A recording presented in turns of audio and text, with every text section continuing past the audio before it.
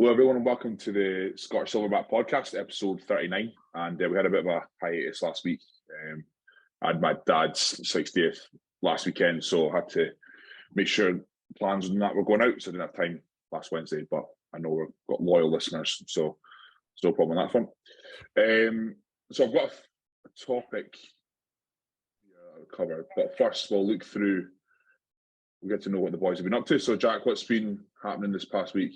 You kind of just told us a wee bit. I don't know if you want to divulge. I've had changing circumstances. Yeah, call it that. So, I've been re-establishing myself. We'll say that. I've been moving. So, to be honest, I've just been trying to keep my shit in order around that. So, I'm sure you know what it's like moving house. Try to get like meals in and stuff. There's not really a lot of time to stop, but I kind of got its ass, so that's out of the way, so I can kind of refocus now. But things have been good in the gym. Kind of pulled back in the sense we're not in a necessarily a health phase. We're more just off. Bloods were down, health markers were good, everything looked really good. So Ben's just kind of said to kind of 4 to 6 weeks further off, and then maybe look to push again. But I find when I come off, my appetite goes through the roof. So yeah, my food's come down with it, and my appetite's like sky high. So taking a bit of adjustment to that, but everything's good. Good week otherwise. Nice. All the boxes getting ticked. Good. How long will that be off in total? 8 weeks, 9 weeks, 9 weeks total. With the extra time that you've got you off? Be about 9 weeks. About 9 weeks total. It'll be all in. So, but we weren't on for that long at all. After 4 or 5 weeks. 4 weeks. 4 or 5 weeks. So, yeah. They were actually really good. We weren't pushing anything hard, to be honest. So we kept Nandro rolling out this time. So it was just Esprimo. Okay. So it was nothing too heavy, but my bloods were absolutely fine. So, which was a nice surprise. So right now you're following is what, a milli test, just the bog standard? Yeah, so I'm 250 a week. So I split it across Monday, Wednesday, Friday. So I just try and keep that habitual, spread them out as much as possible. So yeah, feel better. I used to do just like the one shot, like in a kind of health phase or whatever you will call it, and it used to just been a Monday. But now, like, because I'm a bit more in tune, as the years go on, you get slightly more in tune with your body. But like, see, like Thursday night, Friday night, Saturday, Sunday night, if I did it on the Monday, I'd feel like I don't feel right. You know what I mean? You just get fucking cold, anxious. Just all the just shit emotions. So pretty much. So yeah, I've started splitting mine up as well. That's the first time I've ever done that. So I just feel a little bit more stable, like mentally. 100%. I've done once every 10 days before, and I felt like shit. See, that's the usual like TRT.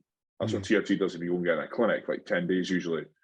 So like what happens in that situation? You know what I mean? When you start dipping emotionally. Yeah. So, and it's like the thing is, people are like, "What? You've just come off. You know what? Kind of pull away from having to administer more frequently." But I think the volumes are so small that there's nothing. Not like a big fucking harpoon anymore. It's just like so you can just split up really small. So it's not really a daunting thought, to be honest. So yeah, good. Speaking of harpoons worth of gear, Greg, you've got ramped yours up off the bat quite quickly. Well, Cal has anyway. What's that? Your anabolics in the gear cycle. Do you know how usually you taper them up? It seems like this time Cal's gone kind of like high from the beginning. Nah. That is. Just gonna go super high. Yeah, high. Mate, you told me what it was. That's high. It's not high. 750 test. Which, like, obviously being 14, 15 weeks out, not bad. Test will probably stay that. Then Primo's 700. That's not high. No. You told me 2. You told me 200 a day. 2 mil over 5 days. That's 10 mil. That's 1,000. 7 mil, that's primo. 3 mil, that's tested. Sorry, yes, sorry, 1,000. Yes, 1,000. Sorry. Right. And then was it 150 or 200 tren? 150 tren. Yeah. Sounds pretty high. I mean, like obviously, still a lot of compounds to add in that. That'll probably Yeah, stay I know. Yeah. like that for probably like till 6 weeks out. Yeah. Probably like 6 to 7 weeks just on that alone. Nothing will change, like as part of the introduction, like say Clen and T3. Because like we spoke about it last time in terms of like tapering and like pushing things up. Yeah. That's no, what I just would do in an off-season phase. Yeah, that's what you said to Phase me. to me, I do like I've seen way different. Usually, it's a case of like that comes out, this goes in, and like your test will stay like constant. Yeah. Only thing will probably stay in the whole cycle will be primo and test. Obviously, the rest will be interchanged. Yeah. Yeah. Yeah, because it's like a puzzle piece game as you go on, you kind of get towards the end. But no, if you don't think that's fine, mate, fine. Jesus, all right. I'm still not allowed to go back on anything just now, so but I couldn't weigh myself last weekend, so I don't know what I am just now. I strictly only do it once a week. That's something I really don't like getting in the habit of doing, is like every day, especially in off season. So I'll find out on Saturday what I am, but I definitely feel just bigger and fuller and rounder. So breathing's gone to shit as well. So I must be back in the 280s. Yeah, I must be, if my breathing's that bad. So I'm on just a mil a test, 4 IU a GH, but that's more so down to, I wouldn't normally have the GH in a health phase. That's purely just out of just to get the shoulder, that's recovery for the shoulder. So I wouldn't have had that in usually, and just your usual like metformin and the Telesmartin as well is in too. So and then I'll run that until just Nick gives the green light. So the theory was get the strength levels back up to where they were pre-op. So that's not before any kind of intensifiers or extra sets.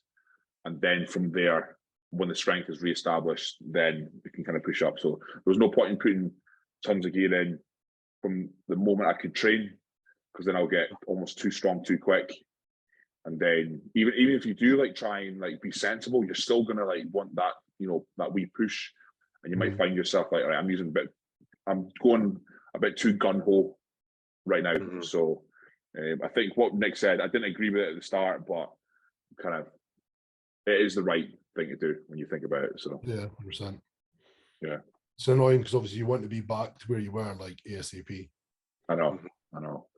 And we found out today, so we were planning on doing Cal's show, the British mid-October, and then the Dennis James Classic as another show.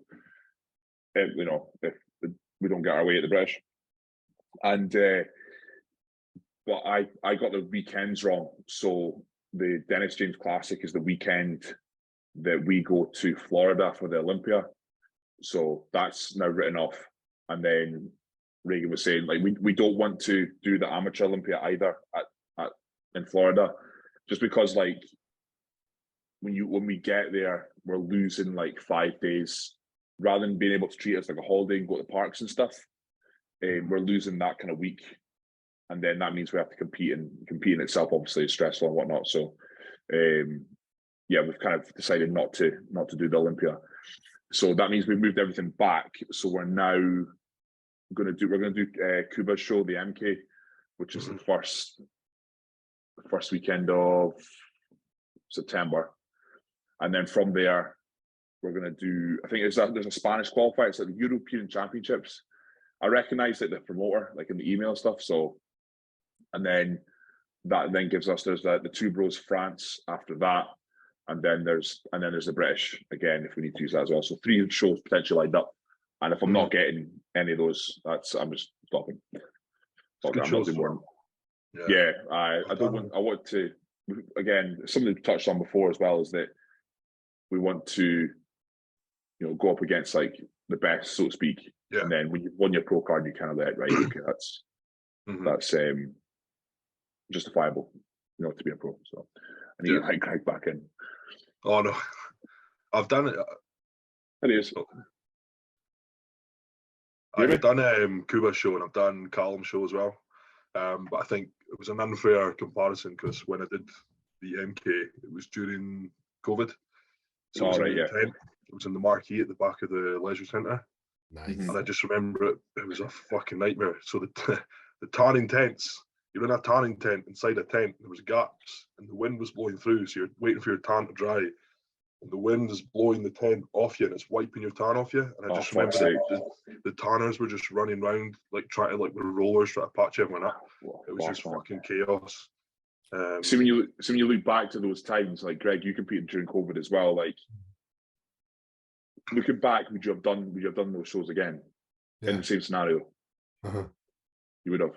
But I did it. Oh, well, I still did it in a really shitty hall, but yeah, I would still done the show. Kind of gave me like a stand-in to who I'd be competing against. Yeah. It was still a fucking big line. It was 15 people, 16 people. I mean, there was like Connor, Aaron Hudson, Josh Law, Joe Bollinger, still fucking great people in the show. Like, so still gave me a good competition. Aye, it's true.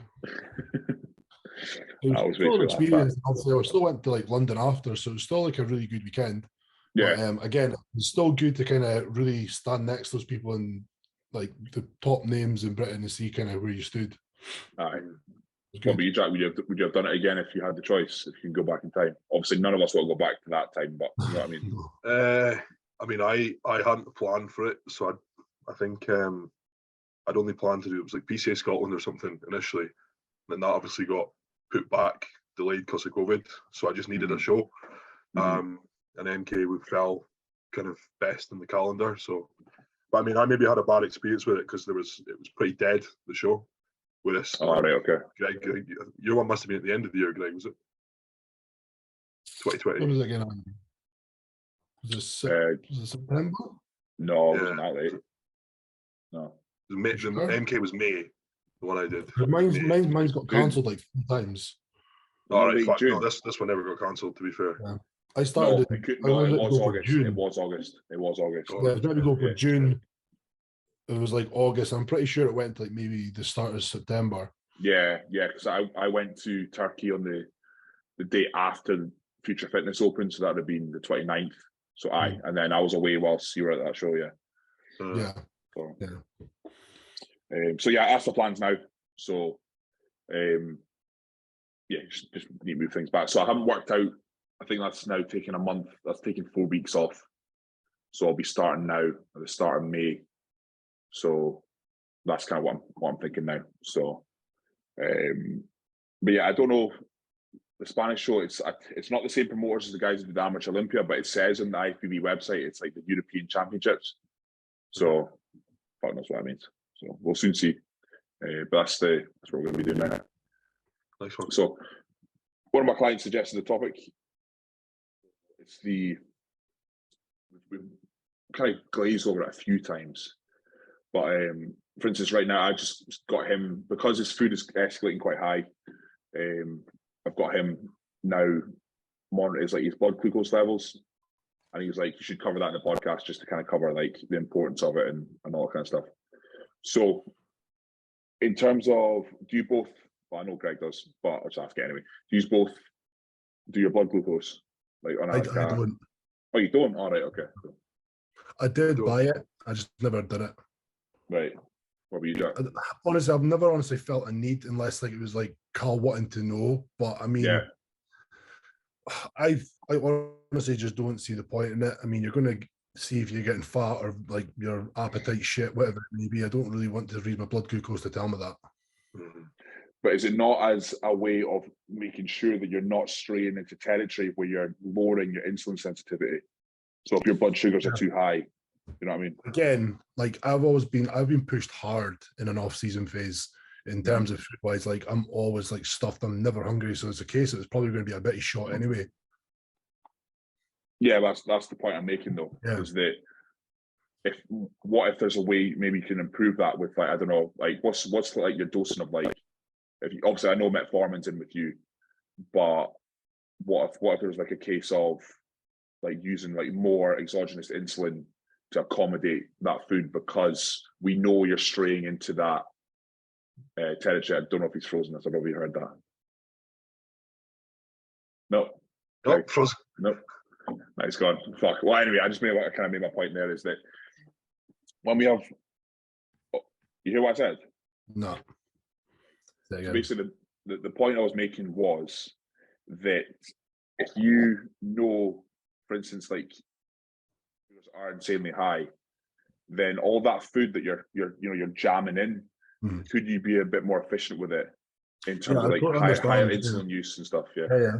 I fully understand the terminology, but I mean, like, I've never been in a situation where my body's not being responsive, or it's not like put away the food fine, and like I've grown and I've not put on many of like excess fat. My food goes in, and also I do take insulin anyway. So I've never had an issue. If I did have an issue, I felt like I wasn't responsive or I wasn't putting away food correctly, then I probably would want to use it. But I just felt it was a bit of a waste in the morning for me. What were you, Jack? I'd probably say much as that's the same. So when we first started using exogenous insulin, I was spending my blood glucose to bed every morning. Well, conclusion at the end of the week. But then I think we stopped it about after a month. Is that because it was just remaining stable throughout? It remains stable, and it's not something as well. Can't I know? Oh, say it again. You got it again. My connection, honestly. Oh, fuck. No, it's not something we've pushed very hard. It's not something we've changed, well, amounts-wise since day one. So yeah. So I mean, if you have that data though, if you have that data over just say 4 weeks, and you've not changed the food too drastically, you've not changed the insulin too drastically, then yeah, you can kind of assume that you're sitting in a good spot. So like, but like I don't think like blood glucose is as important as say, like monitoring your blood pressure. No, because that's we're directly linking that to obviously kidney health and whatnot.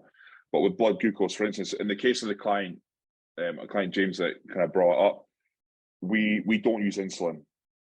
So like when you're getting to a certain point, of pushing carbs up, are we smashing the body so much that your body can't cope with it? So then if we're monitoring blood glucose and we start to see the blood glucose measurement rising and we're starting to get higher values, then we know right now's the time to put things in like metformin, to put in exogenous insulin, just to allow for that to come down, relieve the stress on the pancreas. So that's why I think it has to be taken person to person. Yeah, 100%. Like you both gave the case of why you don't need to know it, because you're already on the ball with metformin. Jack, you said like things don't change too much.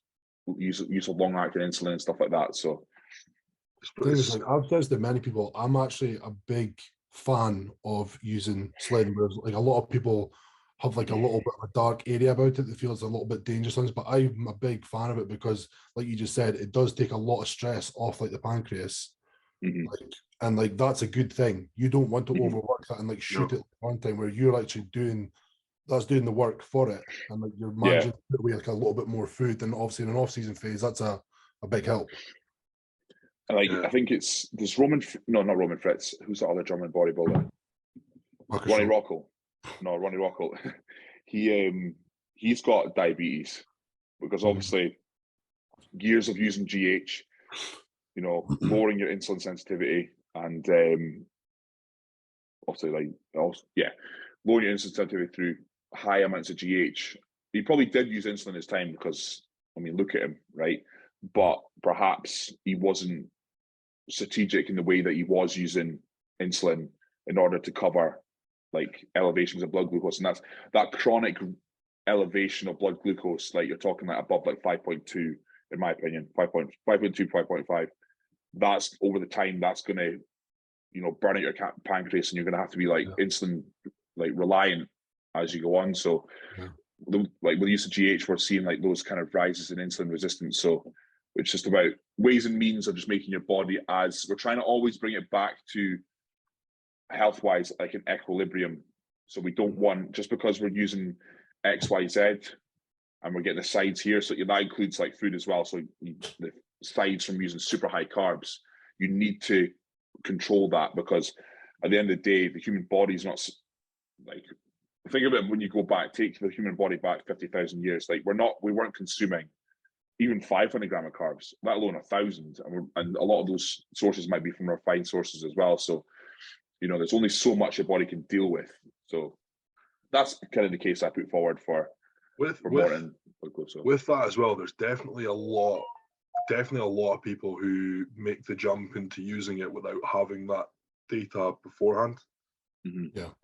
Which is probably without even knowing like why, or which like is irresponsible. What stage they should be putting it in. Or they're never even at a size they need to be taking it in, like or their food not high enough. They're taking it because they think like they can take in more food, and that's not the case. You should be. No, that's not why you should take insulin. That's what I'm saying. It's like, that's kind of almost like the terminology a lot of people are using it for, and like that's not why we're using it. It's like how can you decide that you will benefit from it and how much you need to use as well if you've not got that information. So like I've literally just put Rab on. This is the first time he's actually ever used it. I'm sure he won't mind me speaking about it. And like he's never had a big appetite. He's quite a small eater. Like even probably say like 4,000 calories to him is like a lot of fucking food. And like I said to him, like we'll just start off basic. We'll start off like some fast acting insulin, like with meal 1 and post workout. We won't start with Atlantis yet. And I gave him like 5 IU before meal 1, so it's a bit of a bigger meal. And obviously a post-workout meal is like the most carbs you want to put, so you want to shuttle that. So with that, like actually introducing that, he came to me like 2 days later and he goes, mate, my appetite is through the roof. It's literally like crank something in his body to actually like put away food much, much better. It's almost like even a pancreas kick with the arse or whatever, but like his appetites went way high now. So like that's amazing. So it's like that's the kind of, because his appetite was just shot at that point. He was like, I'm struggling with this food. I put that in like straight away, boom. And that's like another reason for people who are listening to this to like ask your coach why they're doing things. So obviously you've laid out there why you did that with Rab. You're not just putting insulin in because everyone uses insulin now. I mean, this is what, like, we're looking at almost 18 weeks post show. Wasn't even like, let's put this in and bang in loads of fucking food. That wasn't the case. It was at a point where he was like, I'm fucking full. Like, I don't know if I can take in more food. All right, let's use a tool. Boom. Yep, exactly. Yeah, and that's like, you have probably both heard people like coming up to you and asking you about insulin and like making out it's fucking holy water. It's not. It's just it's a subtle tool that's used to control the sides of running super high food and possibly GH on top of that as well. So it's never a case of more is better, because that is by far the most stupid thing you could do. If you're training I know it varies person to person, but let's just take like a 10-person sample of just like what we see usually in terms of appetite and metabolism across bodybuilders. If you've got that 10-person sample, you're going to be able to handle probably 500 grams, 600 grams of carbs without any, much fuss anyway. Your body should be able to process that fairly easily. Like, for instance, that client mentioned his blood glucose is like sitting around like 4.2, 4.5, 4.6, and he's on like, I think just over 700 grams of carbs. So like, he's handling it fine. If you're allowing your insulin sensitivity to be as high as possible through, training, a little bit of cardio, things like that, then you're going to be able to handle that food. It's only when you step into like what I consider kind of like the higher or even daft ranges of carbs and food that you need to use that tool. Again, like we said with Rab, I don't know how much carbs Rab's on, but like 500 might be super high to him, whereas to me super high is over 1,000. So yeah, that's kind of what I'm just kind of saying there, but kind of different slightly there with the blood glucose thing. But regardless, me and you were pretty much on par to how much carbs we're putting away a day, and that was like 1,000 or like round about a ballpark figure. And like, as much as like we could take it in daily, and our weight probably might not change, we might need a little bit more, might need to do something else like PED fat wise to kind of boost that up a little bit. But again, as much as we're eating that and we're managing to do that daily and our weight's not changing, that's still not great for the body to be taking that amount of carbs a day, regardless like our body's doing it and doing it like well. Like, there's your intestinal tract was never designed to put away that much food a day. No. It's unhealthy. Trying to stabilize that for a long period of time is not good. So again, if you use like a tool like that to like be able to help that process, that's a big release for us. Yeah, 100%. That was a good one. Looking through it, facts left, right, and centre. Anyway, fuck it, we might as well talk about it. Did you see that thing about Jamie Dorego that Goop put up? No. Right, let me send you it now. I'll send you. See, right, the guy, that guy is as good as he is. He's a bit of a dick. Yeah, he's a bit of a bell end. Yeah, but I think in order to put yourself out there like that, you have to be a bit of a bell end. Aye. What's that about? I'm waiting to send you, mate. 2 seconds. This is the guy that calls out people who like fucking Photoshop themselves, and so he called out Max. He called out Max for editing his photos. Right. I'm just saying, if you watch it, and then we'll talk about it. Some bodybuilding coaches will tell you literally anything to get you to pay them. Welcome to the show, Jamie Rego. This is Jamie Rego. He's an IFBB pro, and he also coaches a lot of people. His page is full of transformations of his clients. He posts lots of really impressive transformations like this guy, Stuma CPT. The caption says, showing how growing into a prep over 16 weeks is done. So he's saying there's 4 months between these two photos. Somebody in the comments said 16 weeks. Yeah, I can hear it. And he said, we don't mess around. Unfortunately for you, bud, you're messing around a whole lot here because this photo was posted October of 2017 by that guy. He said this is a 6-year-old photograph, which means instead of 16 weeks, that was actually 12 years of progress that you were claiming. Who's counting anyway, Jamie? Yeah, so long as I've they seen just that. shut the fuck up and give you your money, huh? Then there's this guy. You claim this is an 8-week prep. However, he competed in April of this year, 2022, and this client accidentally snitched you out. He posted this photo January of 2020. So when you say 8-week prep, you really mean 2.5 years. Then we got this guy. You claim this is 12 weeks worth of prep. But this client actually posted his first check-in. This is what he looks like when he started. And if you line up where he started versus where you say he started, you notice all the fucking trees and shit are dead in the back. So this is like from years ago or a different season or some other point in time. I mean, I've seen him do stuff like that before. Yeah. And So that, I'll tell you now, that Stu Mac photo you posted of that photo shoot is enhanced. Yeah, He looks huge, and obviously he looks like a 120-pound guy, a 120 kilo guy, like that photo shoot photo. Yeah. What did he call him? Stuma. Stuma CPT. So I was in a bit two minds when I first saw that, right? See the end result that Jamie gets, that's legit. Yeah. Right? That's what he should be just posting, really. Because he does get people in like really good shape and he peaks them extremely well. He doesn't need like those first photos they got. Yeah. So like that's what I mean is like he didn't need to do that because he gets phenomenal results, end results. And obviously he is trying to like show you like, look at this fucking like seeing a side by side does make the final result look even more drastic than it actually is.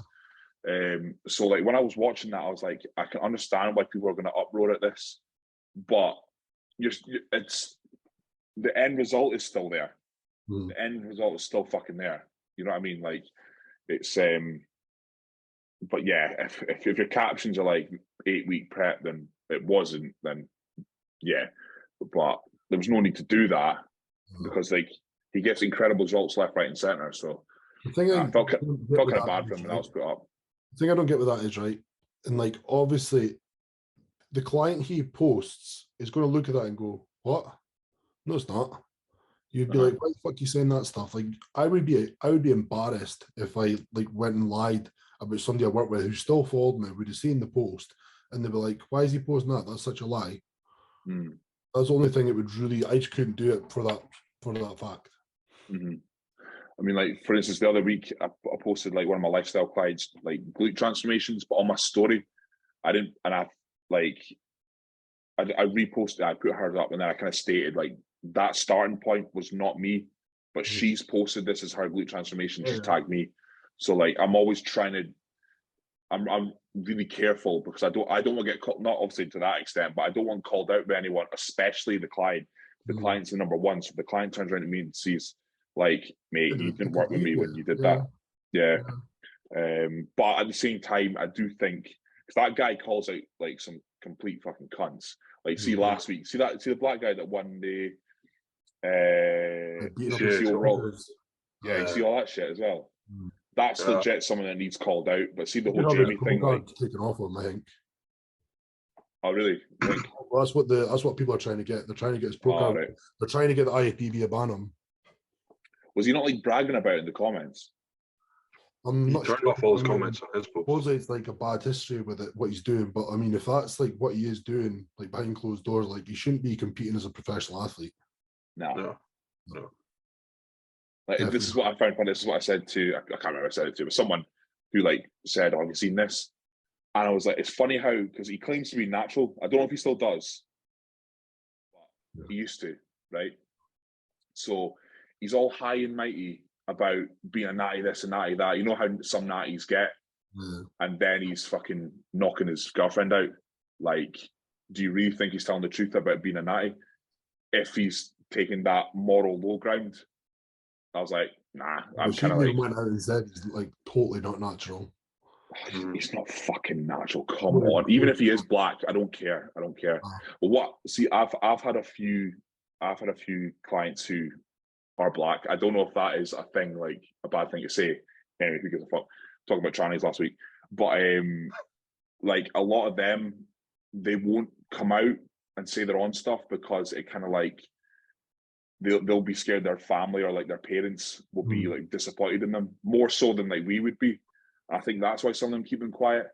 I've heard a few guys say that to me about like, yeah, I do, but like I can't tell anyone and stuff like that. My girlfriend doesn't even know. And so I was like, right, fair enough. So maybe it's like a cultural thing because it's a drug and whatnot. And so I already had sponsorships by that point. I'm not sure, and it's like too far gone to say your sponsors are endorsing a natural athlete and you're naturally enhanced. Yeah, I mean, we've kind of taken a segue with that one, but he deserves to get called out anyway. Over the topic you were on about the wellness. I was just waiting to bring that up. Yeah, so if you want to lead off that one, then. No, I was just like, obviously this year there's been a massive fascination with wellness, and I get like I love watching wellness class. Like it is like a really cool class to watch. Watching like women with like really cool jacked legs and just like a nice toned up half. It's impressive because obviously we like appreciate a good set of legs, not on women, but like on guys. So like when they're on women, it's like something you don't often see. So it's a cool class, but I don't know why every single woman wants doing it, because it's not a fucking class you can just do. I'm sorry, but like trying to build a set of legs like that on a woman is fucking damn near impossible. It's down to genetics. That's why 90% of that class are Brazilian. They're there because they've got the genetics of the bum and the legs. There's like, that's why they're there. And it's like everyone now in England's like, oh, I'm going to do wellness. And you're looking at that. Aye? With what? And they're like, it's because they like the class. It's like, but that's like, I would love to be a fucking NBA basketball player, but I'm not going to be. Not even that. I would like to be a classic. I would like to be a classic guy, but I'll never be classic. So even if I probably went natural, I probably might within like 12 years. Exactly. So sorry, Jack, what's your opinion on that one? I like wellness as well. I see the sentiment behind it and why people want to. It's like lightweight guys want to be super heavyweights. Yeah, you know, with a set frame, you're never going to get there. But I can see why the appeal, and you want to get to. It's almost like the freak status that comes with being a super heavyweight, but the equivalent of women. Like honestly, see some birds like they have like an okay bum, and it's like better than like most of their mates. Like, oh, I'm fucking suited for this class. It's like you have zero quad structure and zero hamstrings whatsoever. You've got a bit of a round peach to your bum. Like that does not put you in that class. You have to have a majority of like a leg to actually stand on to do the class. It's not just about a bum. Literally. Yes, literally. But it's like, I know there's so many girls that you see that and they're like on way too balance, and you're like, they've got no leg whatsoever. Yeah. So when I started noticing, like, when wellness came about and people kind of shifting to it, my theory is, right, is that you've got bikini and you've got everything above it. Yeah. So then the girls that go to, say, at the time, the next step was figure. So figure, the jump trying to keep, like, but as much as they try to keep, like, the femininity to it, some of the most, I don't know, a lot of them aren't feminine in terms of, like, the way they look visually. So I think a lot of these girls who have stepped up to figure, who are now moving back down to wellness, are looking at wellness because it's more feminine, because it's bikini, it's quote unquote bikini. And I think that's why, I mean, like, Sam Jarden's one of them. She's gone from figure, gone back down to wellness.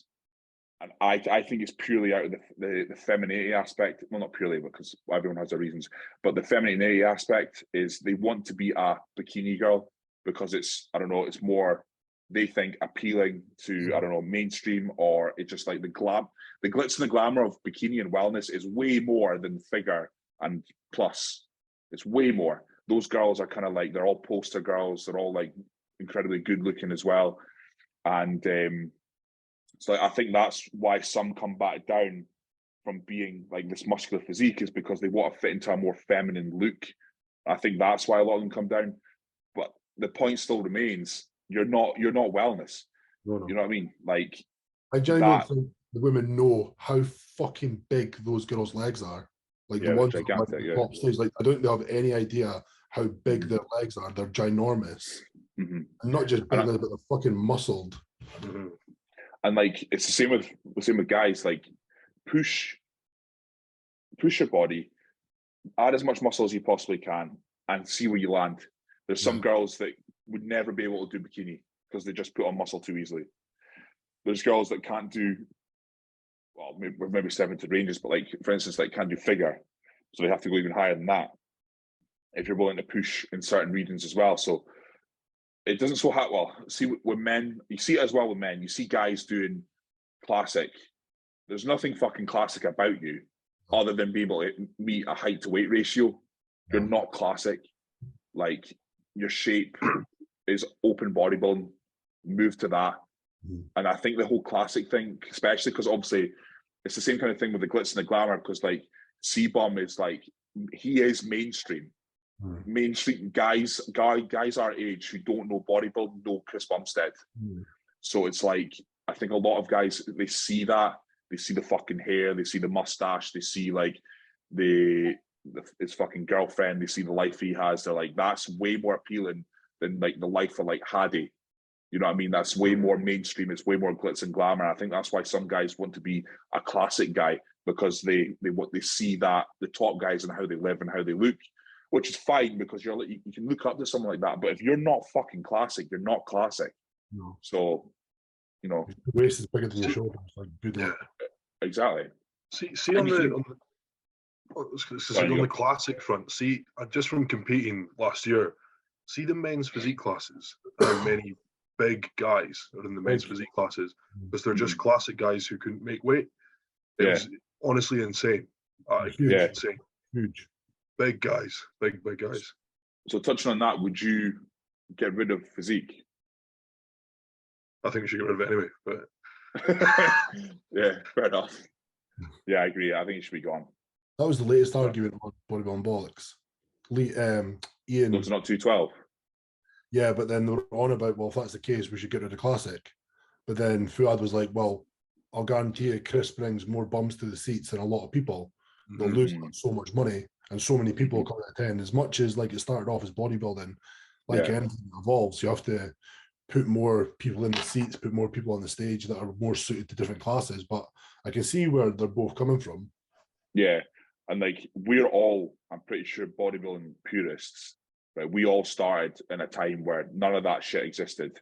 Even the fucking 212 didn't exist. So you will also agree, if a guy, like, say we went and competed, right, and obviously they've got, like, the light classes.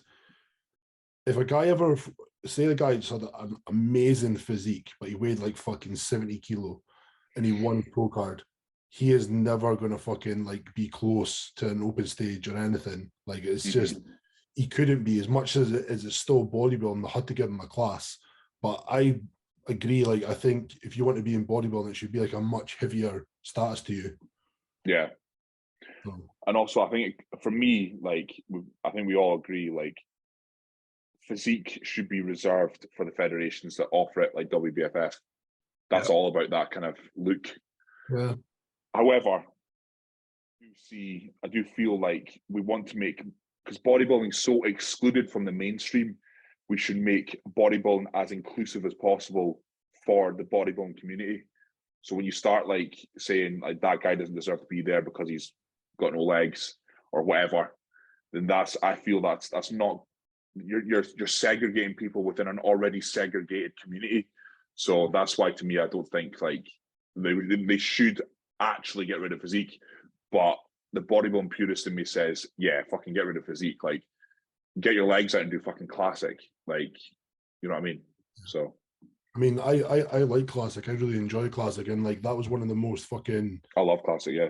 Things at Olympia. Watching Chris like walk on stage and absolutely demolish everybody. It was awesome. Yeah. I can understand like when a lot of people say like, obviously, the start of this, you should stay this, but I definitely think from the golden era of like say Arnold, like that is the physiques that started. So I guess there should be a category for that. Yeah, and like even like for us, like kind of the most like hardcore bodybuilding fan that loves like fucking just mutants on stage, we all appreciate classic and we can all appreciate it. Whereas like I can pretty much speak for both of you, is when physique walks on stage at a show, you're just like, oh, fuck, here we go. You know what I mean? It's especially when it's like a clown car like that. And I've got clients that compete in physique, and if they fucking watch this, then I'm sorry.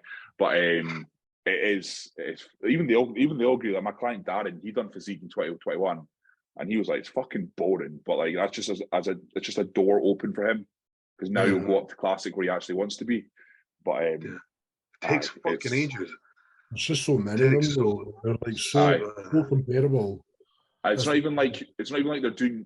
It's funny because one of my clients, I've called him out a few times on this podcast before, so I won't do it again. But like he'll do like his eye walk, right?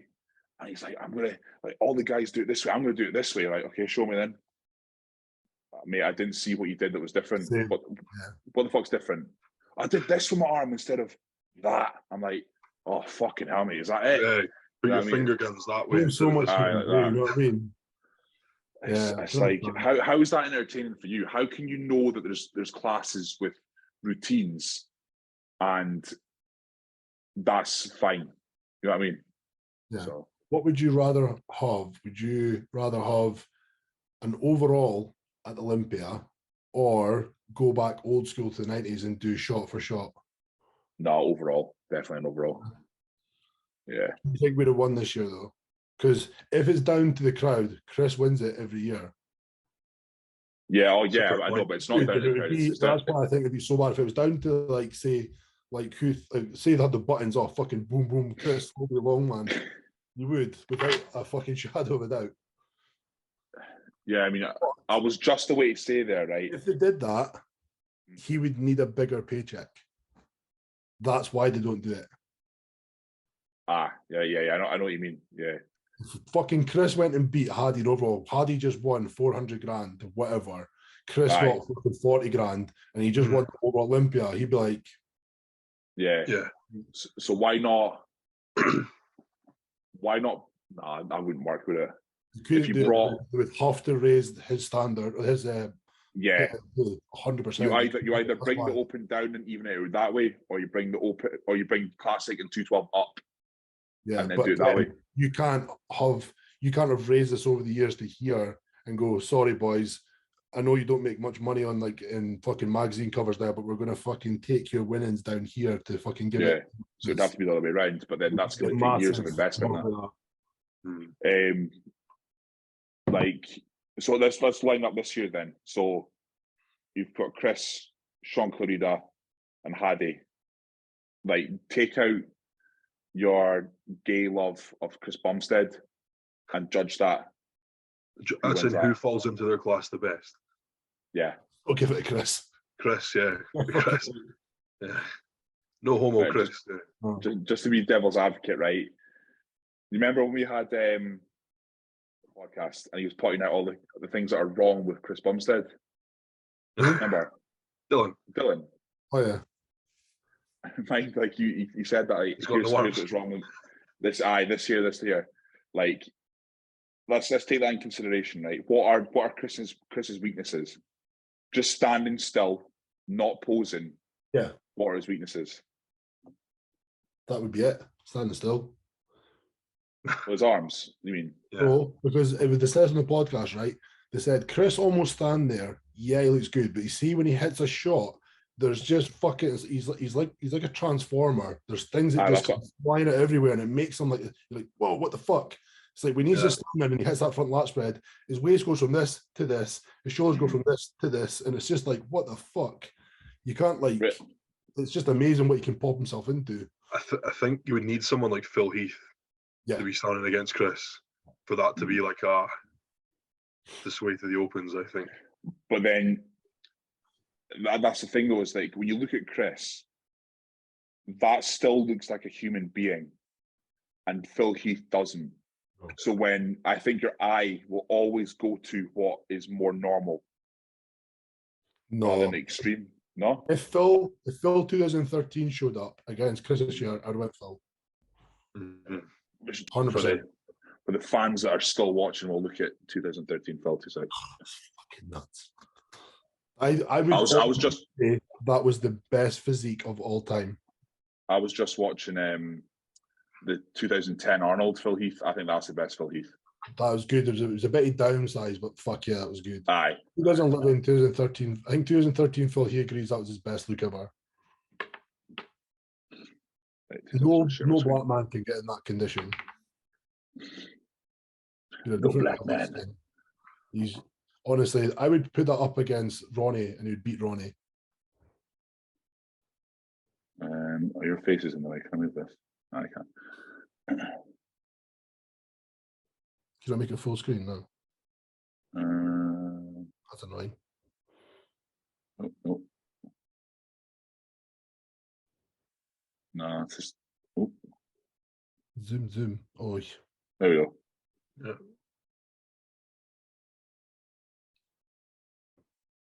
That's not 2013, is it? It was the purple trunks. It says back shots. They were just fucking. Yeah.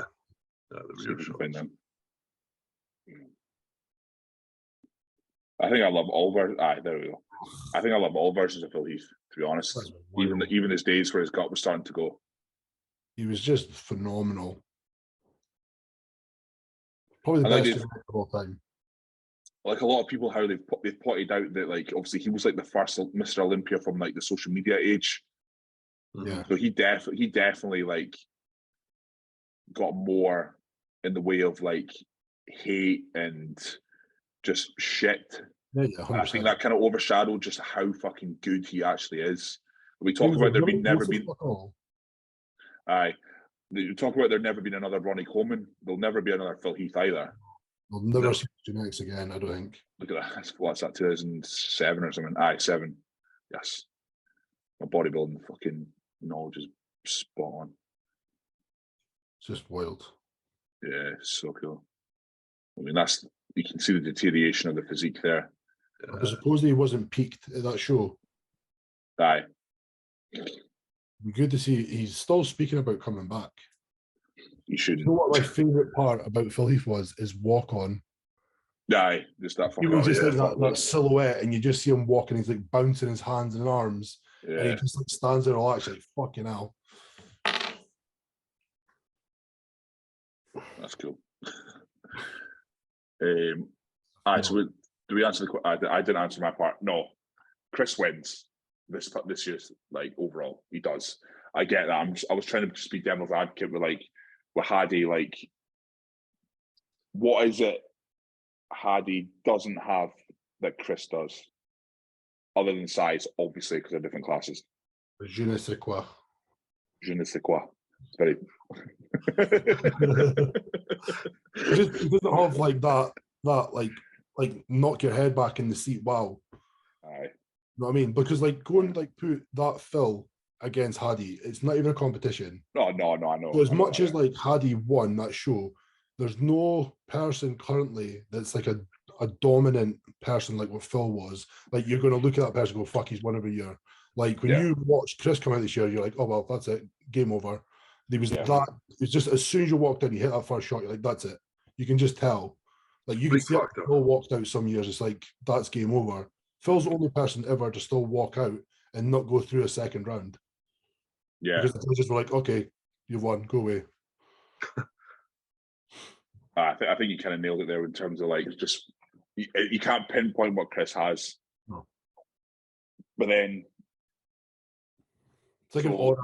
It's just like it's like people go like that when like he's just here and then they all just fuck off and it's like just him. Who do you think will be the Mr. Olympia next year? Because I don't think Hadi will do it again. But I don't want to doubt him. But I think Derek. Derek. Yeah, I think Derek as well. Derek. Right, okay. Let's play that game then. Derek, Chris. Who wins that? Depends how much better Derek gets. Right, well, let's assume that his rate of progress is the same as this year. So a lot.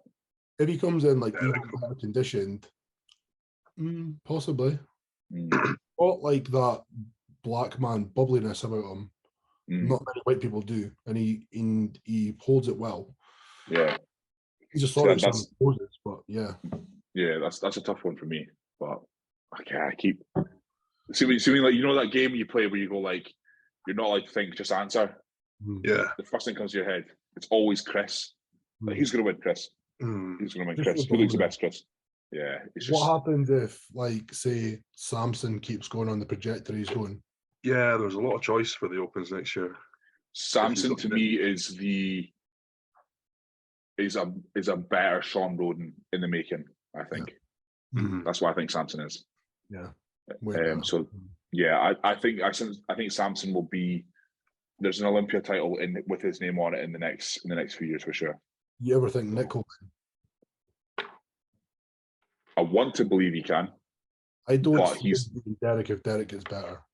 That's what I was going to say. I think he's always going to be etched by the more aesthetic physique. I think he's going to have an Olympia career like Branch Warren, just constantly being like just pushed ever so slightly by more aesthetic physiques. Unfortunately, as amazing as Nick is. Yeah, I was about to say, like, as amazing as like absolute freak, mutant, but he's like, it's hard to explain. It's like he's got this look that's amazing. There's a guy who's got like the same like 10 out of 10 look, but it's way different. And then there's a guy next to him who's got another 10 out of 10, and it's even more different. And it's like they're battling to which one is like apple orange pear. It's like which one do they want today? Where there's not like a Phil Heath there that's like, fuck, he's just far too good. He's won. There's just not that person there now. Yeah, I know. It's interesting though. I think that's what I like, because we've seen this for most of from the early 80s, we've just seen dominance. Yeah. And now it seems like the years now, it's like up, down, who's getting it, it makes bodybuilding way more entertaining, because it can get, as much as like when Phil Heath was in his run, people were actually going like rooting for Phil Heath. You're always rooting for someone else to try and take it off him. And then obviously Sean did in 2018. But yeah, it's interesting now. It just allows for that lot more like volatility to, is that even a word? I don't know. To like the results and stuff, which is really cool. So yeah, I just can't see anybody on the up and coming who's going to be that person. Like even if you keep looking, like you could see Chris, and as soon as he like his first time Olympia stage, you're like, there's something special there. And in a few years, he's going to be top. Yeah. Even if you look at Classic as well, there's nobody even close to Chris. Even like second place, it wasn't even close. No. And like the top 10 were fucking phenomenal. Yeah. All of them were amazing. Like condition was not even off an ounce, and it's like Chris was just so far ahead. Do you know what's Ramon's cut-off weight? I don't know. It must be 220, 230. Is he that tall? Well, Chris is 240. So 220 is 5'11" cut-off. I didn't think Ramon was Imagine he 5'11". must be a bit lighter than he must be about 210 Yeah, now. because I was going to say, like, should Ramon shoot for open, or do you think he'll stay classic? Because let's face it, like Rafa's big, but like still would never get down to classic. No. So could Ramon push up into open and still do really well, just like Rafa does? No. I think. How not? I don't know. It's a long road to be comparable there. Looking at probably like another 40, 50 pound of muscle. What's Ramon's second name? It's Brazilian, I don't know. Ramon Brazilian man. He's Brazilian man. But then look at Neil Curie. He's went into open now. Yeah, that's right. Very classical looking, but he just can't make weight. Then with his frame, like how much muscle is he going to have to add to be comparable? Yeah. For a bit, so I'll show this again. So I've just had a quick glance there, and it's like some shots you can see it in terms of like if he was going to push to open.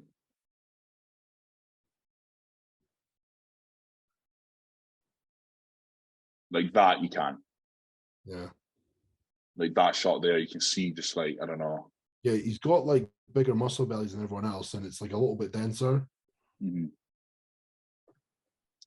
How do you say that?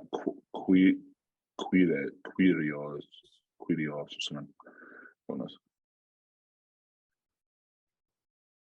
Like he is phenomenal, but I just don't know.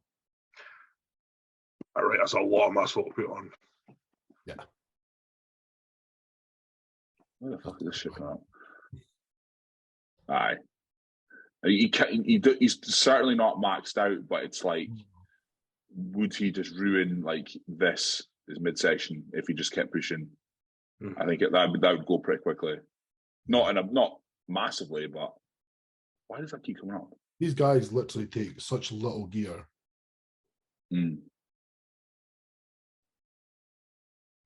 Like even Chris has said like he would never go to open purely because he doesn't want to take any more drugs.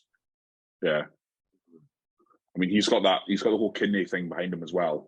So, I know that's the appeal for me as well.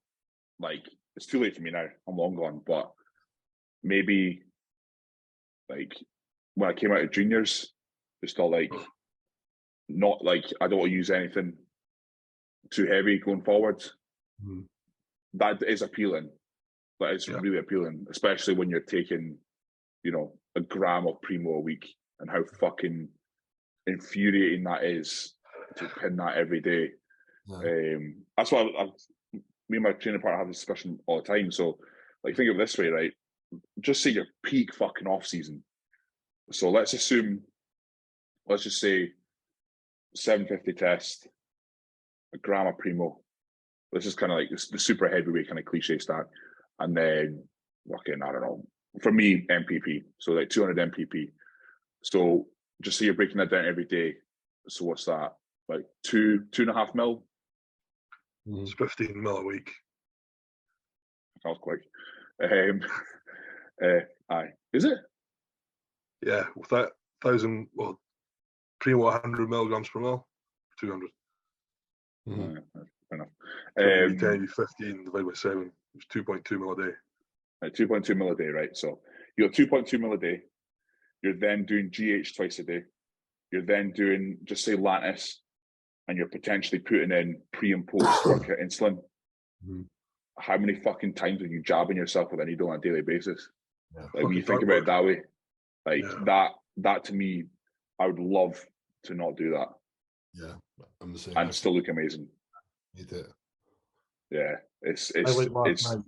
last night was like having my last meal, and I was like, "Fuck, I've not took my shot," and I'm like, I just could not be fucked making it. I was like, I'll take 2 tomorrow, and then today I had to make 2.7 mil shots. I was like, ugh. It's like, fuck me. It's just like that. Yeah, like, it's definitely not something you can put off. You have to do it, and that's what I fucking hate.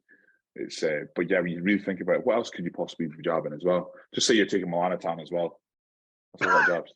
Peptides for your pet. Peptides, yeah. Heroin, fuck it. You might as well. You're down the junkie route anyway. It's a fucking pincushion. But Morphine, let's go. Morphine's class, so I wish I morphine could. is class. See if I could buy that, I'd fucking take it for bed. Aye. Fucking right. I'd be straight on the Qantas website. You got any morphine, mate? Heard it's not very good for appetite. Is it not? Is that not why it's people frown upon it when it gets used in hospitals? It means it's pretty terminal because you're too like conked out. You don't eat or drink. Aye. Like, I had morphine for the shoulder, and I woke up high off my tits. It was class. It was fucking brilliant. Oh, what did you have it in form? What was that? What form did you have it in? I couldn't tell you. I just know the nurse just said you had morphine during the operation. All right. So, yeah, I would definitely use it as well. You ever had gas? Yeah, taste. Yeah. That's what you need. No, I got something. I got a sedative for my hair. That was pretty cool. Like that knocked me out. And I don't remember the first half. But that was if you could do that every night, that'd be class. That'd be class. So like one of those portable gas tanks next to bed. I'd just be absolutely taking that to a win. Yes. You'd be like, I'll take it to go sleep, and you're like, I'll take it when I wake up. I'll take it for lunch. I'll take it for this. I'll take it post workout. Average all day. You'd be a canister a day, aye. Back in, I don't know if it was like 2000s and the 90s, but like bodybuilders used to get dosaged like roofies. Oh, really? Did they? Yeah, for sleeping. All right. But it was like not like the fucking date rate fucking high dose things. I think it was either like injectable form or it was like a prescribed kind of dose to fucking put you to sleep. I've spoken to someone who used that. Graham's told me about that in the past. Yeah, it's an old school thing, like. But it puts you. It was when they were working the doors, they would use it. They got more REM sleep or something to do with that. Aye. You could get 4 hours sleep and feel mint. See, like when you speak to all these nitty bodybuilders, and they're just like, "Oh, I've done this, done that," and it's like, "Fuck me, you're literally just a junkie." That's what you are. But like wonder like how bad their fucking like insides must be now, because like they did not have health subs. Yeah, it's not the world like we're in now, and it's like they've probably never done their blood, or would they done their blood work? Maybe not. But it's like there's no fucking health subs. We're coming up for an hour, but that's a good kind of thing to kind of discuss. Like, obviously, the health side of things now in the industry is fucking huge. That's an entire industry in of itself, which is obviously an incredible, amazing thing because it's making people realize just like the possible damage you could be doing.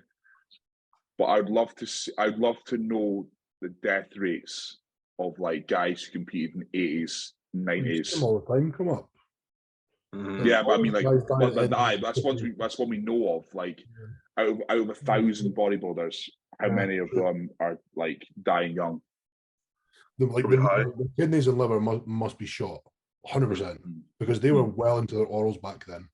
Yeah, way more than people are now. People hate orals now, like, so they must be absolutely shot. Yeah, I'd love to know what that kind of rate is, and then be able to compare it to like, well, not even compare it, just know it. Yeah, but I mean, like your liver 52 and your fucking milk thistles, and they doing jack shit for the amount of stuff. So it's the pure thinking like a natural over-the-counter supplement is going to absolutely counter like 200 milligram of Anadrol year round. Yeah, it's nuts. I remember Graham used to say it to me like, "Here's your liver aid. It's like one tiny wee tub." Is this like that? Like the tablets tiny. Aye, and it costs £5. I'm like, right, okay, I'm pretty sure this is doing nothing compared to the damage that X amount of Anavar's doing. Yeah. You do like a whole bottle of that, it'd probably just be enough for like your daily D-ball. Yeah, probably, yeah. So, right, guys, so yeah, coming up to an hour, so I'd like to keep it an hour. So yeah, if you made it this far, guys, cheers again, and by all means, keep firing through topics. My client, James Murphy, if you're listening, keep firing topics through as well, because I think he's given us like 3 in the past 3 podcasts. So, and yeah, by all means, make sure you follow all of us. If you want to reach out to all of us, please feel free to do so as well. So, cheers again, guys, and that's another episode down. See you soon.